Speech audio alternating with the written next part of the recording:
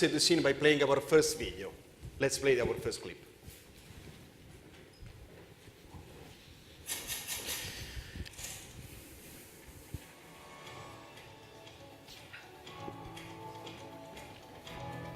Yeah, well, clearly the biggest challenge is, assuming that you have already set your own ESG/SR policy, is to find managers that apply a similar or at least an adequate ESG policy as yours. Right? And I think that's quite difficult actually. So what we have done, for example, for the foundation is that we have asked the managers that we have selected to apply our own ESG policy on managed accounts with us. I think one of the challenges is that there are so many varieties of what you could call responsible investment approaches. So there is ESG, there is SRI, there is impact investing, and the list goes on and on. And sometimes it's difficult really to compare them to each other. Well, generally it's a study to have a long track record, and also how they blend the fundamental with the fundamental analysis with the ESG criteria. Those would be two big challenges, I think. Well, this is what your peers told us a couple of weeks ago in Montreux. Isabel, over to you with the first question. Thank you, Pietro. So to start off the discussion, what is your biggest challenge when it comes to fund selection? Let's start with your answer. Our biggest challenge is to find funds that matches our client needs, and to be sure that we buy the right ones that match our client needs and that they pretend what they pretend to be. And we launched an SRI mandate more than 1 year ago that is centered on 4 themes that represent the DNA of the Rothschild family. So we try, our ambition is to put that in our SRI mandate, and of course the concern is not philanthropy. So what we want is return on investments combining with positive societal impact.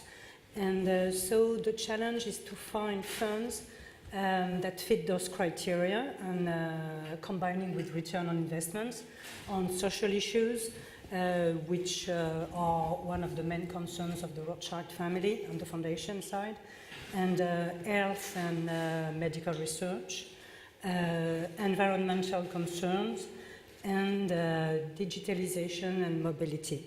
So, of course, all those concerns are very common among our clients too, and they want to be active, and the thing is that they want to have an impact on those things, and sometimes something more very precise that is very dear or personal to them.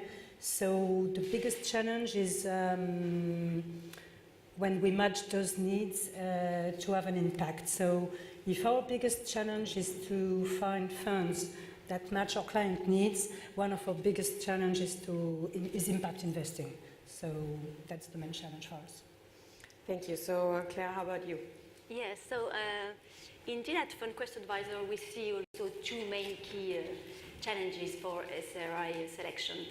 The first one is that at least SRI strategies need to prove that over the medium to long term they can perform the same or delivering better returns than mainstream funds. And it's a really key point for SRI strategies to become more mainstream and to continue to grow going forward. And the second key challenge we see is that SRI strategies need to prove that they can really provide to investors a concrete measurement of those impacts, of those positive impacts. And we know that measuring those impacts can be quite complicated to do. And so the quality and the transparency of those positive impacts are also key challenges. It's hard to quantify. I think we would all agree on that. Everyone has their own way of measuring it and their own definition, so it stays something quite vague for all of us at this stage. To stay on the concept of vague, what's your definition of SRI? I think that's also a very, very broad topic. What's your definition of SRI? How do you select the strategies? And what approach to SRI do you follow? So, David, let's start with you. SRI is a very, very generic term that is used mainly and broadly by asset managers. What we expect from SRA strategies, obviously, is to take into account the environment, social and governance issues in their security selection. So this is the key element. There's also something which is very important to Lixor is the engagement policy of the corporates and the way asset managers are analyzing the corporate behavior of asset managers and to which extent they, for example, participate to shareholders' assemblies, to which extent they vote against a resolution by the board. There's also something which is maybe not often tackled, is also the fact that we expect an SRI, a socially responsible investment, to induce less volatility on the market and to have maybe a very long-term investment horizon.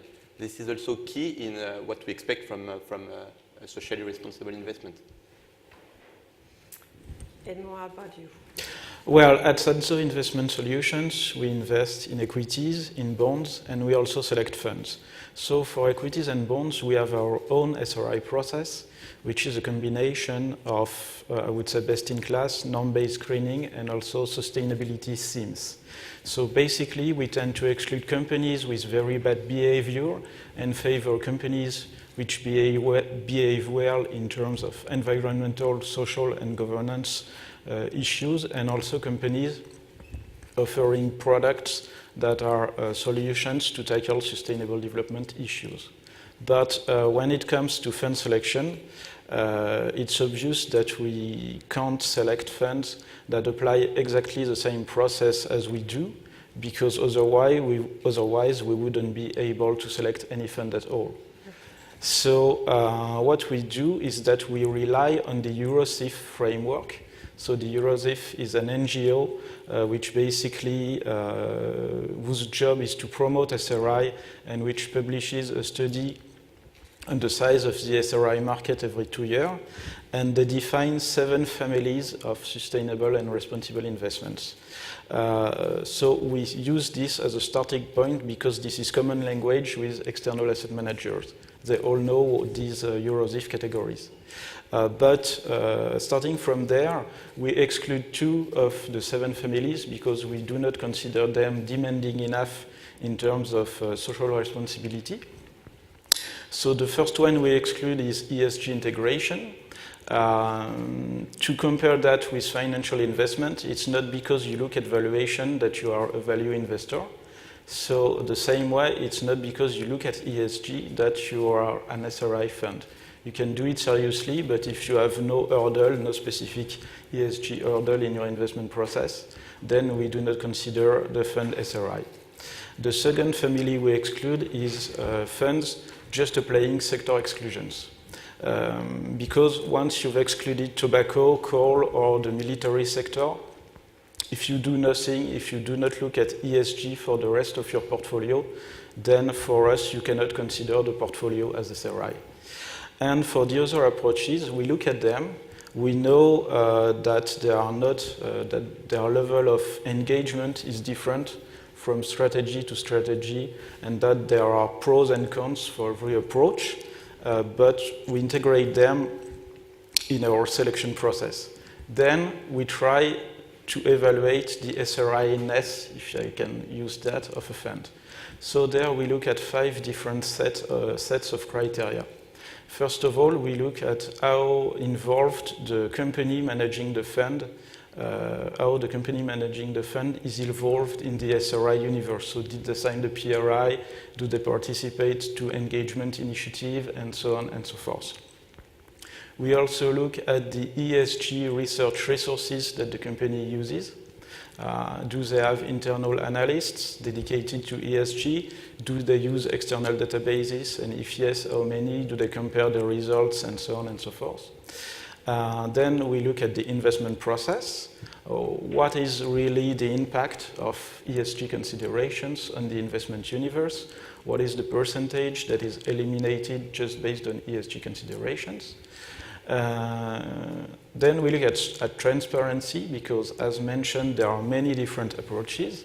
And so it's important that the fund managers offers a good transparency to know exactly what you are investing in and to try to evaluate the ESG impact or the ESG performance of your investment.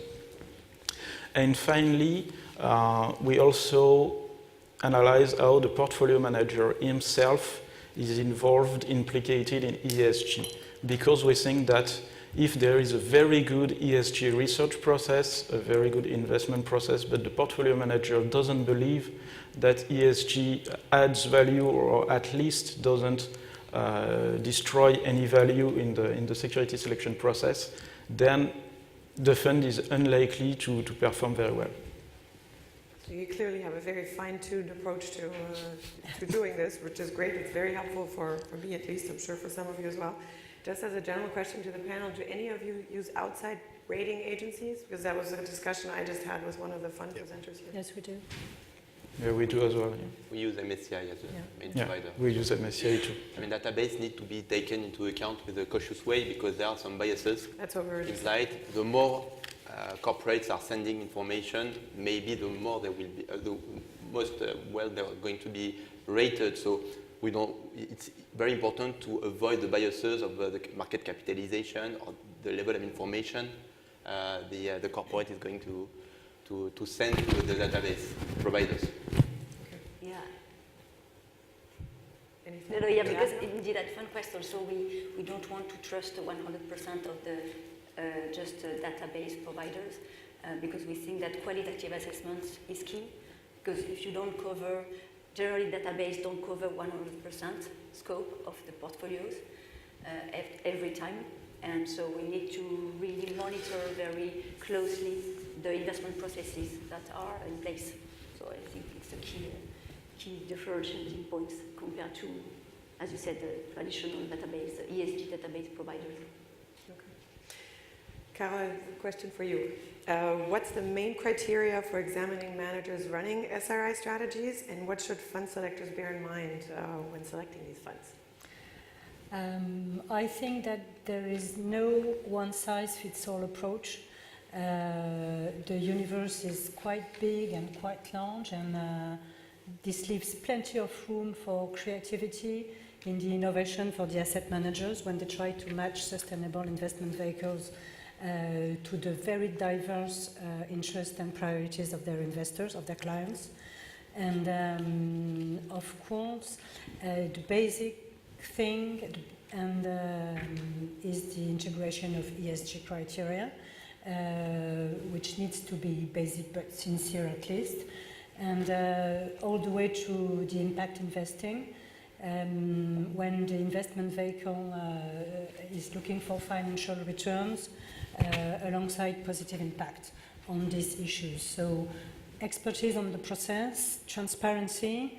The thing is to capture those impacts, to measure the impact and integrate it into the valuation models and translate all this into successful investment decisions.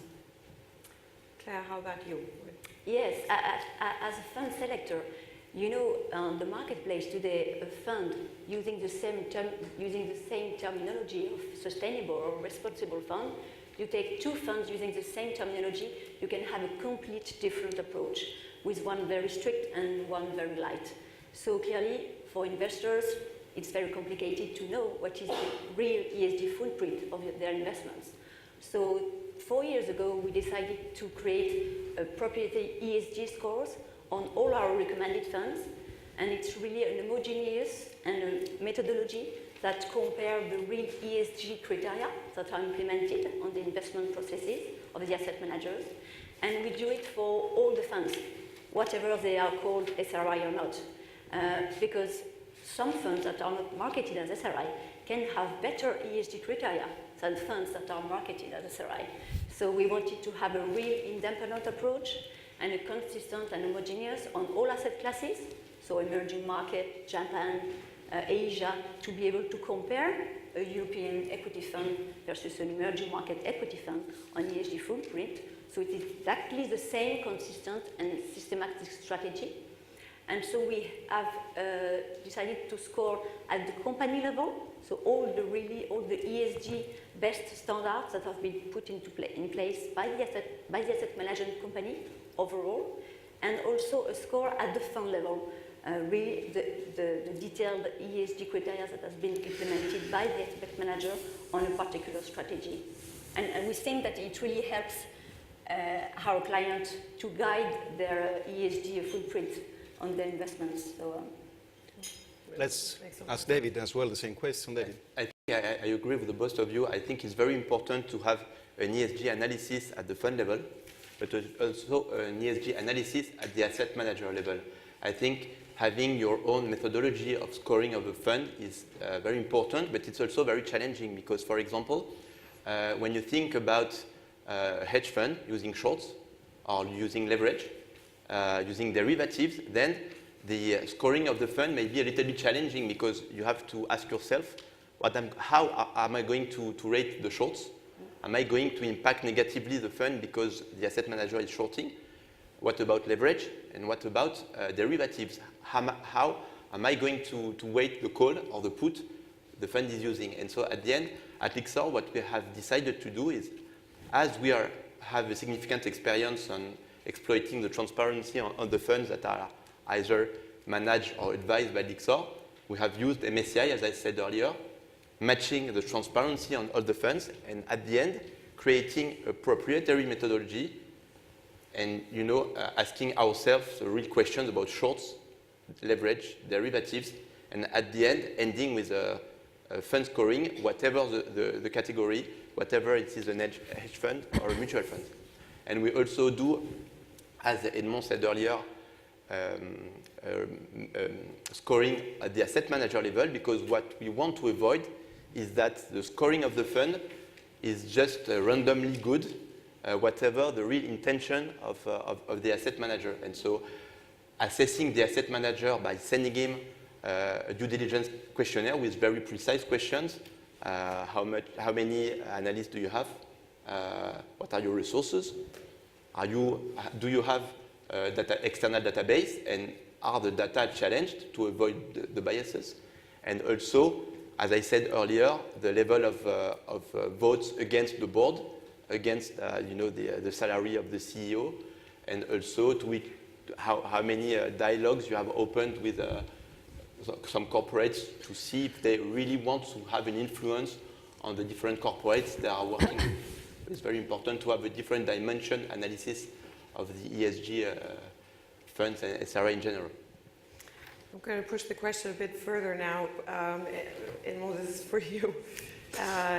Do you think that SRI is more of a marketing gimmick, or is it a true solution, a real solution to sustainable development? Well, first of all, I think that SRI is not a marketing gimmick. I've been working in this area for now 12 years, so if I wouldn't be convinced, I would have left it. When it comes to the impact in terms of sustainable development, there is no straight answer to this question, to tell the truth. The impact depends a lot on the approach you are applying and what kind of SRI you're talking about. If you think about best-in-class, it mostly uses a detailed ESG analysis to select securities. Well, it's a good option to identify and reduce some risk, and I think also uncover some opportunities in terms of investment. For instance, to reduce the risk that the firm is subject to environmental penalties because of an event occurring in a production site, for instance. So there are advantages, but the flip side is that this approach may seem like a half step because you still invest in very large companies who are having good ESG policies, but whose contribution to sustainable development may be limited. So best in class is, and I suppose most of the people here know that, it's a good approach for institutional investors because it can be applied to a vast amount of money, but it may not suit retail ones because it's, as I said, perhaps a half step in terms of impact. Now, if you look at other approaches like impact investing or sustainability theme funds, there you will invest in companies that are addressing sustainable development challenges, like the access to energy and to clean energy, the access to water, the access to healthcare, and other various subjects like education. So the impact is much more important, and it's getting more and more measured, even though it is still not standardized in terms of measurement. So there you achieve a significant impact, even though it is still difficult to measure it consistently. But if you want to stick to a well-diversified portfolio, it's difficult to apply this approach to all your investments. And the same is true, for instance, for engagement, where there you can also discuss with companies and think you will make them apply some change in the way they manage risk, environmental and social risks. But there you have to have a very important size to be able to say that you truly achieved something. Okay. Carl, what would you say, which investment strategies are difficult to replicate within the SRI framework, and which ones are the most successful ones? Considering the E, the S, the G, definitely the environmental is the most successful and easy to do, and the governance too, though it's more common sense than really something sustainable that I think all fund managers do. And definitely the social side is the most difficult to implement, and it's, I think, much more easier on the equity side than the fixed income side, and definitely it's easier in Europe than anywhere else to try to have an impact on those things. Claire, what do you say?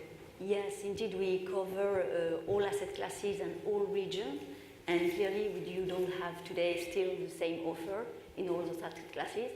But even more fundamentally, as you said, David, some strategies are by essence very difficult to replicate on an SRI perspective.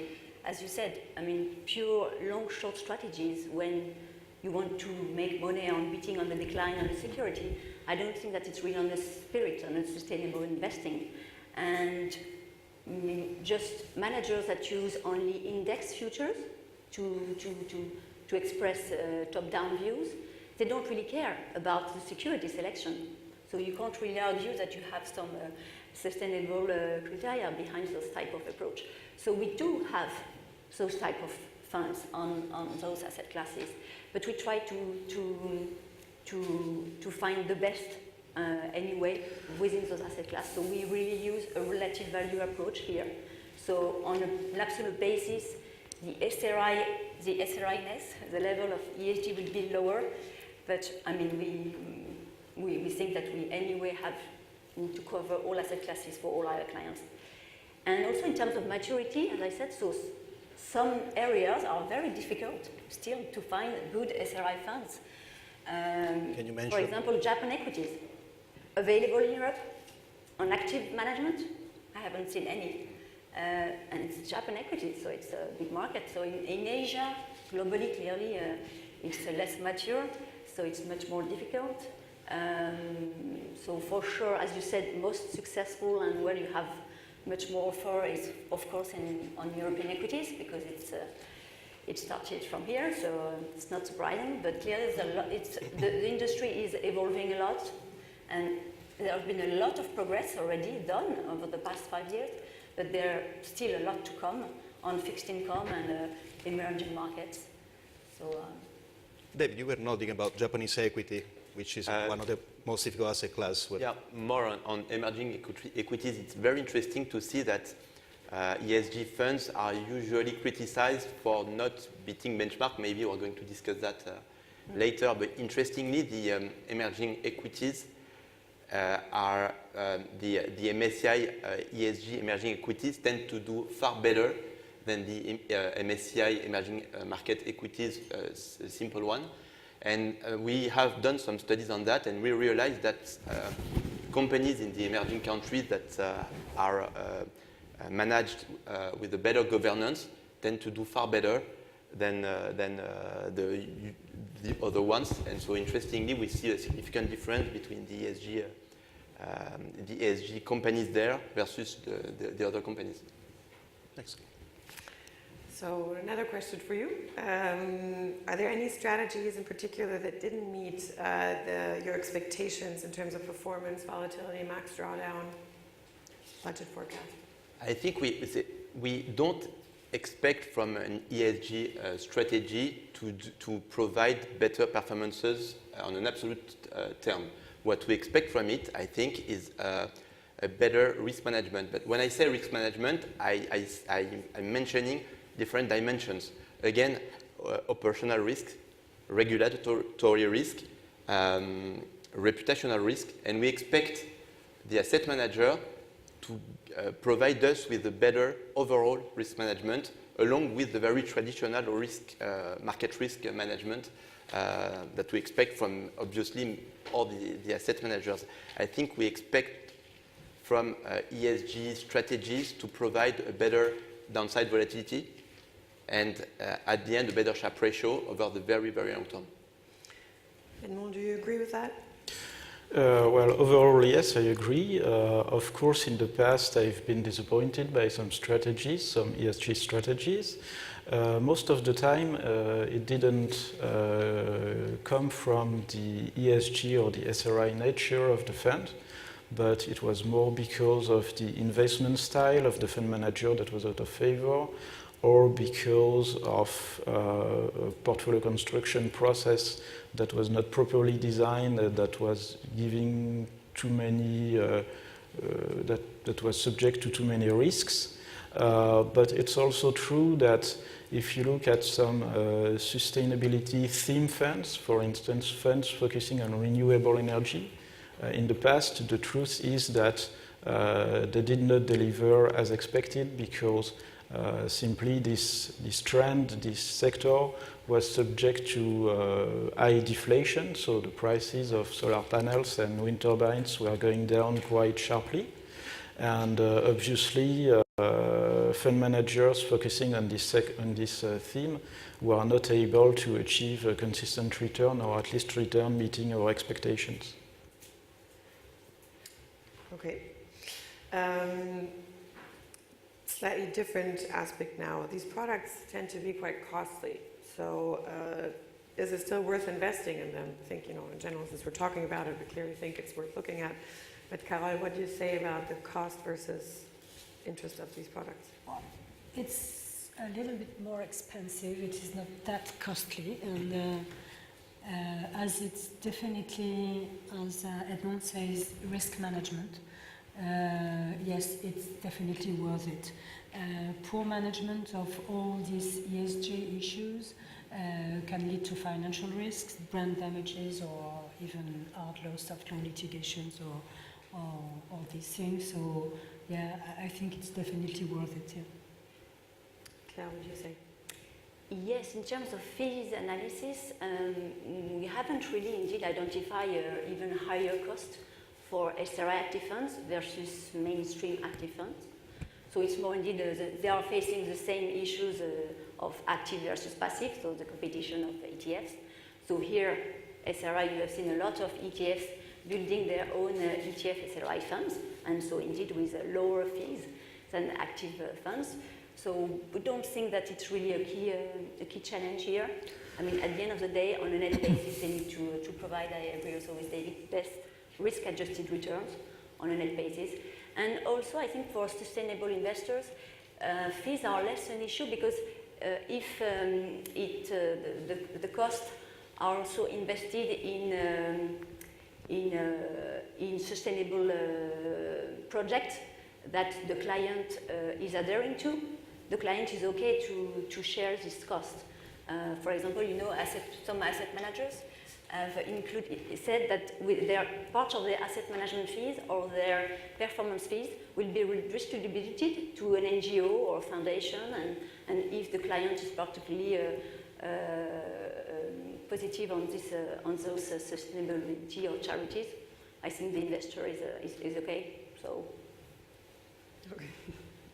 Edmond? Yeah, I agree with what Claire just said. I just want to add that when you compare in the range of a specific asset manager, the SRI fund and the non-SRI fund, usually the fees are the same. So there is not really an extra cost for SRI unless, as Claire mentioned, there are some fees redistributed for specific projects.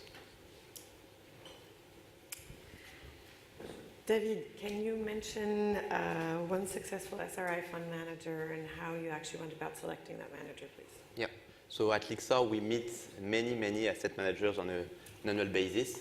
Speeches tend to look quite the same meeting after meeting, but I remember of an asset manager who came to us, and this guy was very passionate about his subject and really talking about the position inside his portfolio, giving concrete examples.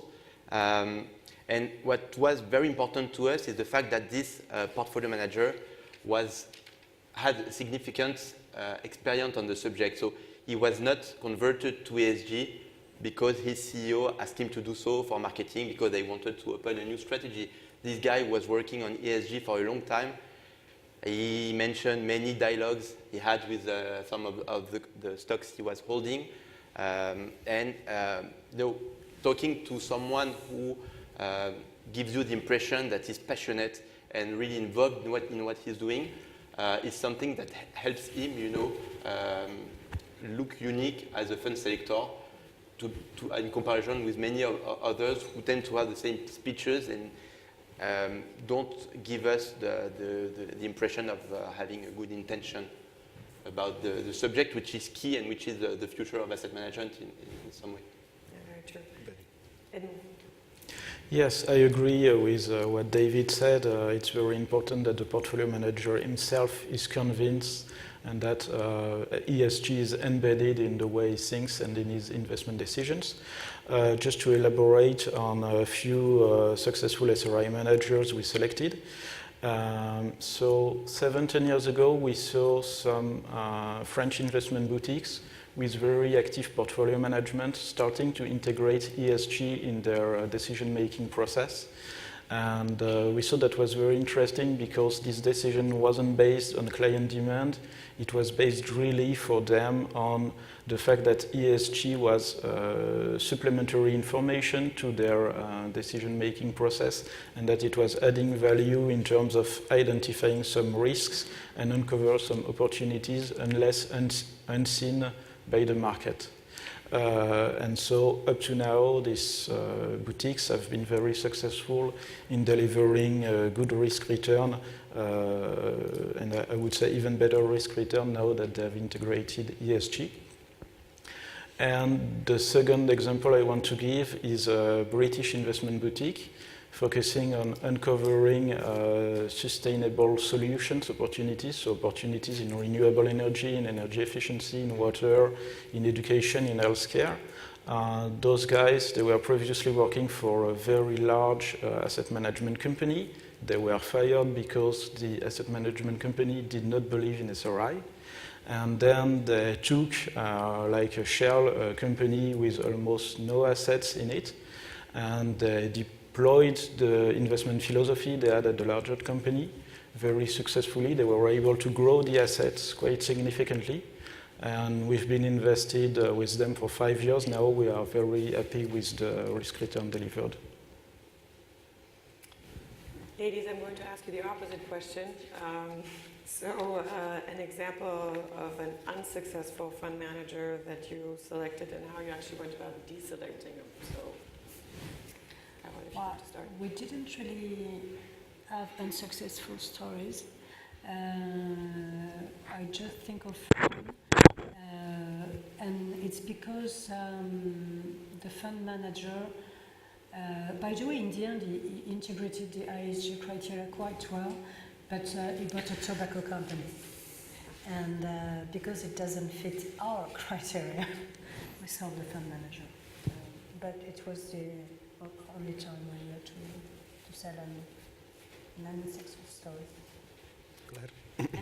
Reason for deselecting an SRI fund, I would say we apply the same processes versus mainstream fund when we deselect a fund.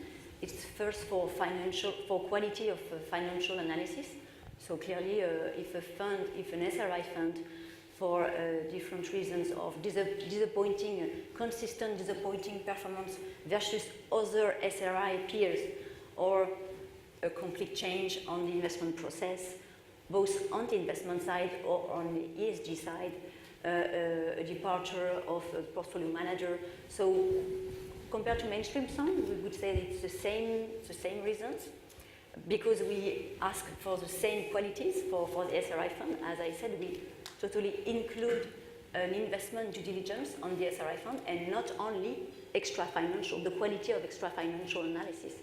So sometimes on a peer group, even if a fund would have the best SRI score, maybe we won't select that one, because compared to other SRI peers, performance are clearly much lower. So we don't want to compromise performance.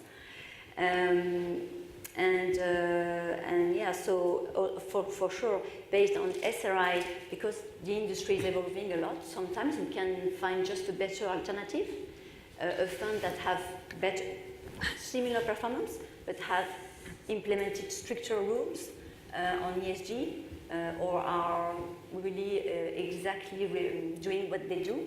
Because sometimes you have, as you said, the marketing speech, you have fully ESG integration on the investment processes, but sometimes you realize after that they have some leeway. You can have, 5% invested on things that have not been analysis on an ESG perspective, and they can stay for 1 year on those positions. So that type of reasons for potentially deselecting a fund. Okay, thank you, Claire. Before the last questions, we have a voting for you, a quick one. Can I have the first slide on the screen? So, SRI strategy, what is your biggest challenge when it comes to fund selection? A, selecting minority fund managers, too many new launches, lack of access to high-quality managers, high volatility, lack of transparency, poor returns. Please vote with your tablets.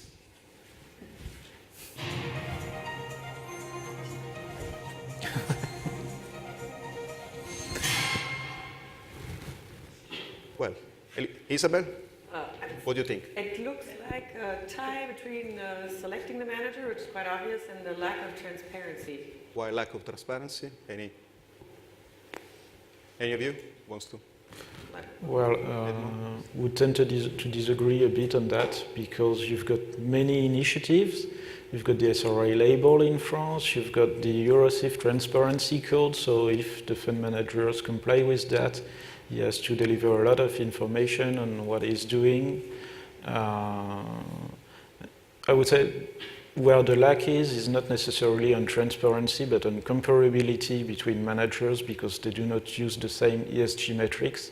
So it's hard to know who's better than who. Okay. And that is probably the thing they have to address now. Okay. Second question on screen. Which of the following reasons do you consider as a crucial limitation against investing in SRI?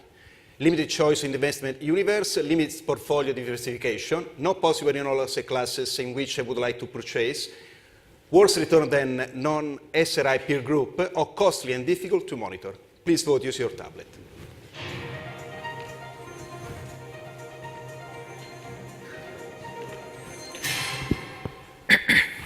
Another tie. So limits portfolio diversification is not possible in all the asset classes in which I would like to invest. Purchase. Right. Purchase. Any? Does the panel have a comment on this tie? Do you agree with it? Or? Claire? Yes. Yeah, I agree.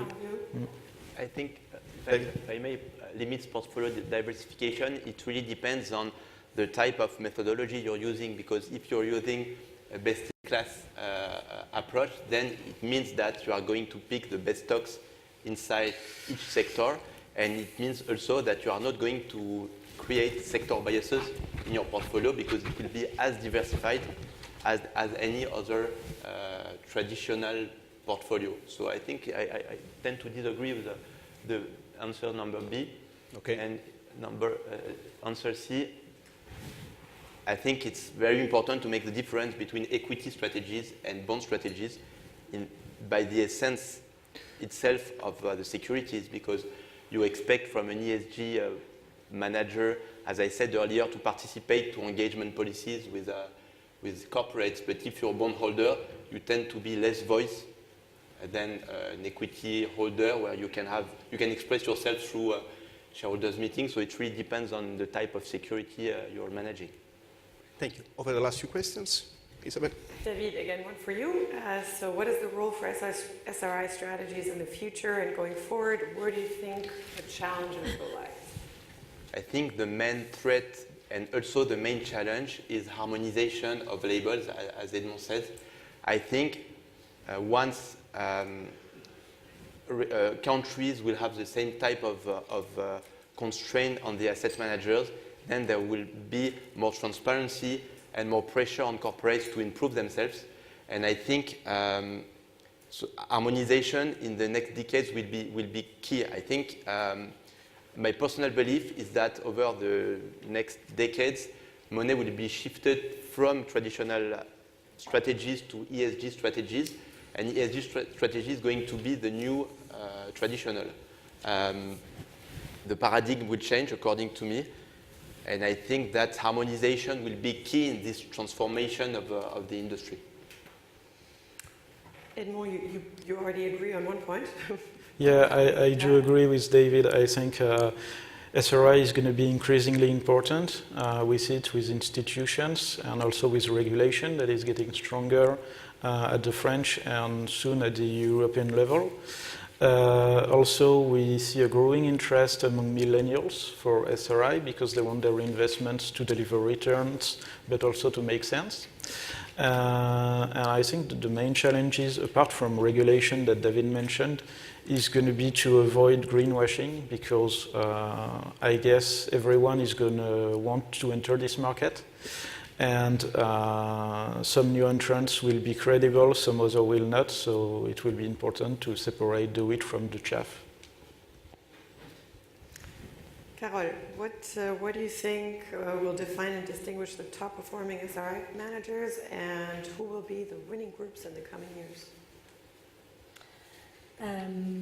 The one who can capture and measure the impact into the traditional financial analysis and integrate everything and translate all this in a successful investment, so performance with impact, and those who will be able to demonstrate this and to integrate this in regular and quantified reporting to their clients. Yeah, I do agree with you clearly. It's close to your first question, in fact, the challenges for our success. I think, yeah, the SRI strategies, that will be successful need to combine a clear measurement of the positive impact on social or governance or environmental issues, and also, as I said, better returns than mainstream funds, for sure. Otherwise, it would never go mainstream. And so we clearly need to be aware of the pure marketing messages, and this is why qualitative assessment is key here. Okay, thank you, Claire. Before the last question, let's play the last video about the best advice your peers in Montreux told us about selecting these SRI strategies.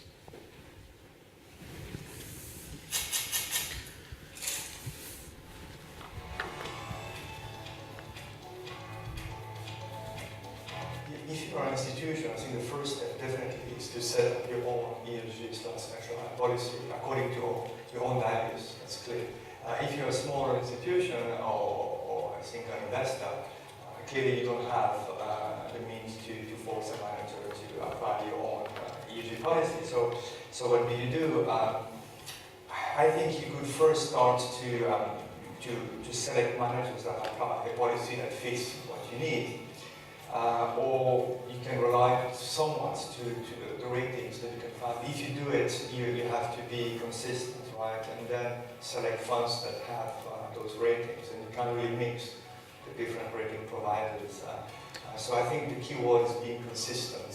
When you select managers, ESG SR managers, you have to select them according to your values and not because they have a rating or something like this? Well, first of all, maybe make up your mind on the sort of approach you want to have. And for some people, things like carbon emissions might be very important. For some people, it might be more about governance or perhaps environmental issues. And once you've got that made up, it's fairly easy to then identify managers who approach it from the same angle as you do, and then it's maybe easier for you to find the right fund and the right manager. That ESG criteria is effectively integrated into the fundamental analysis, and probably they have a team that is specialized in those criteria. Same question for you. David, what's your best advice for selecting SRI strategies? I think the two very simple messages. The first one is to believe that due diligence by the fund selector and access to data are key while selecting a good ESG manager. And the second one is also very simple. Beware of marketing. And I mean, beware of marketing because there are 50 shades of green out there. Carol? I agree with that. And the main thing is to never sacrifice performance for impact investing. So performance is first. And but we maybe need to all collaborate on how to best integrate sustainable considerations to the investment processes, because there is no one way of measure it. So that's it. Edmond? So 3 points. The first one, ask ESG or SRI questions to the portfolio manager. If he is not able to answer to them, it's a bad sign. I would tend to avoid this strategy. The second one, I've always been running only SRI funds or managing SRI portfolio manager. So I always ask myself, would I invest in this fund if I were managing a normal portfolio? And I would advise people to ask themselves the same question. And to invest, of course, only if the answer is yes. And final point, it's to get out of your comfort zone. There are many excellent investment boutiques offering SRI products that may not be known to traditional fund selectors, so get out of your comfort zone and find them. Claire? Yes, I would say for investors, do not really rely on pure quantitative data, because data cannot be well verified. Again, qualitative assessments and frequent monitoring is really key. And because yes, as just one data, I mean the Black Swan event, even just 10 basis points of a fund investment can destroy your credibility and your image. Thank you.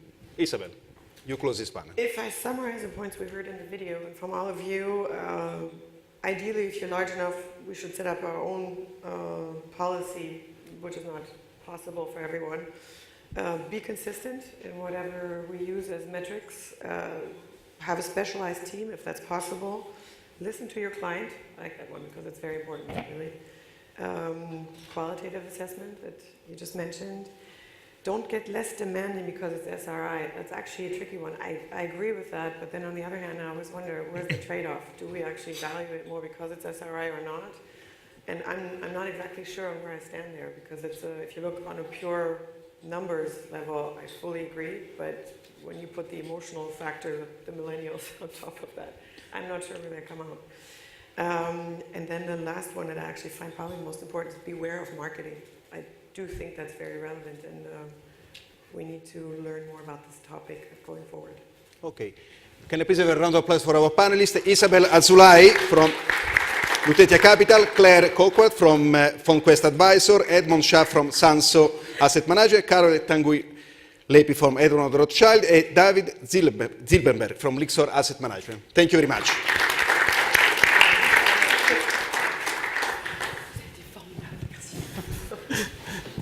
Donc cette matinée touche à sa fin, il ne me reste plus qu'à vous remercier d'avoir été avec nous. Merci aux participants, merci à nos sponsors, ainsi que tout le staff Citywire impliqué dans l'organisation de cet événement.